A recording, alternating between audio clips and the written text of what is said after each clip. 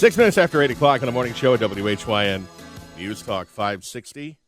Well, the last time we spoke with our next guest, you were on the verge of the primary day, and the big question was, who was it going to be who was going to face Congressman Neal in the election? We now know the answer to that. It is you, Tom Wesley. So, good morning, gentlemen. Good morning, Springfield. How are you, Tom?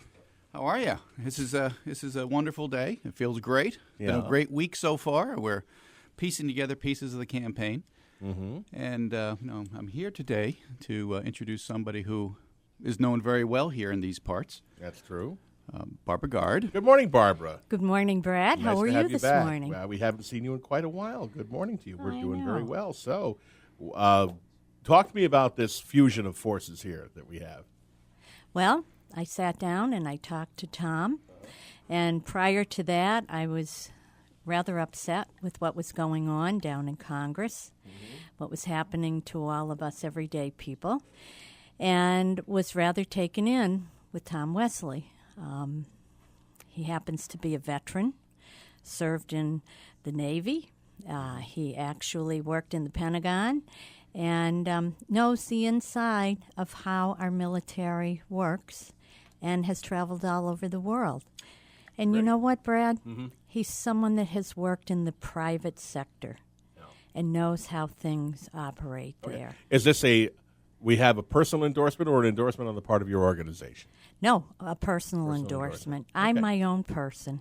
Yes, you are. As you should know. That's evident. By now. Barbara has consented to take on a prominent role in the campaign, and we'll be putting out a press release to that effect very Talk shortly. about that role. What is your prominent role in the campaign going to be?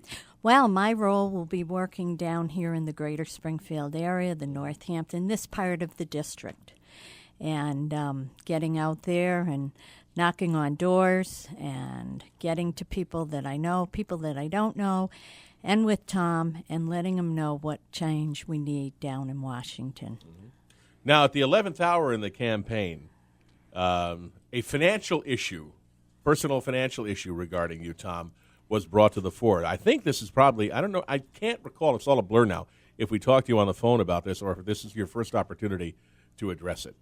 No, actually, we were here briefly. And as it turned out in the 90s, I underwrote some business loans on a personal level and for a global business that I had. Mm-hmm. And it turned south, and I took the responsibility for those loans.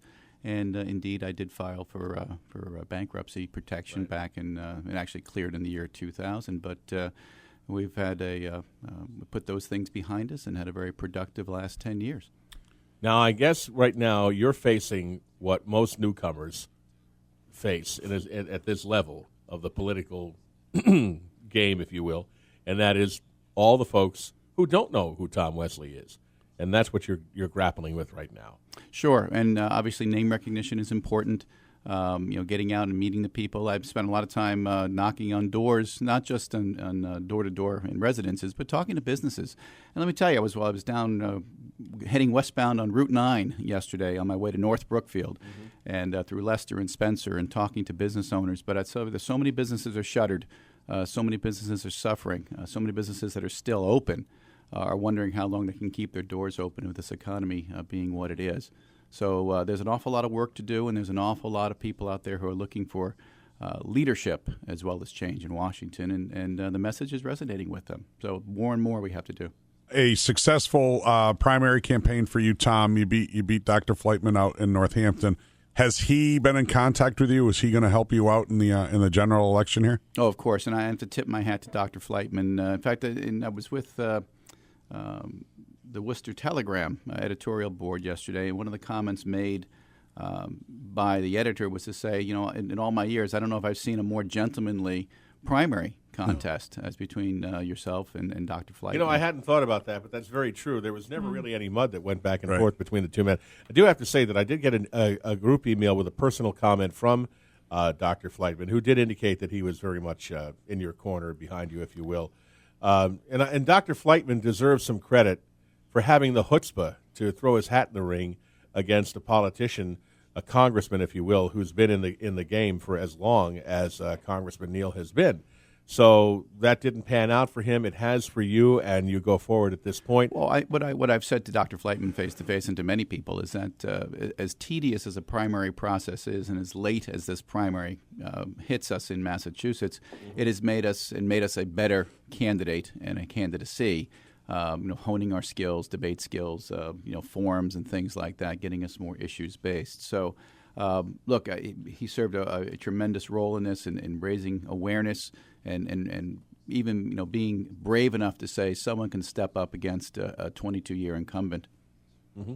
Well, it's commonly held that if there's a time to do it, this is the time to do it for anybody on the GOP side of things to try and get out there and catch some lightning in a bottle, which seems to be where you would position yourself right now. Well, and I've been on the campaign trail since June of 2009, so it takes that long. So if there's anybody who's really just jumping into this in the shallow end of the pool, it takes an awful lot of work, and there's a lot of spade work that's happened over these many months. And so, yeah, I think the culmination of this could well happen November 2nd. I'll tell you this, we are not the underdog anymore.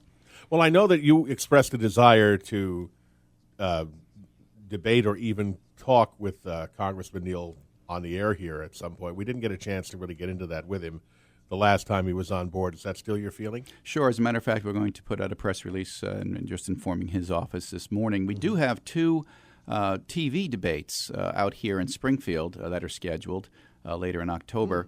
However, we are extending that. We want to have 5 debates. We want to have 3 town hall style meetings, probably out in the eastern side of the district, in Sturbridge and in Northbridge and in Upton, and see if he'll engage us in a more informal setting, with a moderator and an hour-long debate. And we would certainly love to come have kind of a kitchen table discussion right here at WHYN. That would be great. I think we can put that together. Mr. Sullivan is very adept at organizing those things. No joke, he is. Barbara, at what point did you jump into the campaign? Oh, probably about 4 or 5 weeks ago. It seems to be a very recent thing. Well, welcome. Yeah.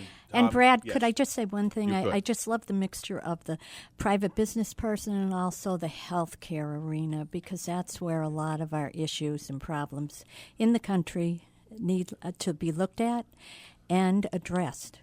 And as a man who would one day possibly be in the Congress, Tom, the most important question this morning is, are you concerned at all about the island of Guam tipping over and capsizing? I have personally been to Guam. Yes. I have been to the Isle of Guam, and I can tell you it is properly shored.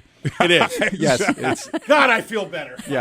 All right. It's anchored. I've done a little naval architecture in my background and stability and trim, and I can funny. tell you that Guam is secure. Boy, and you heard it here first.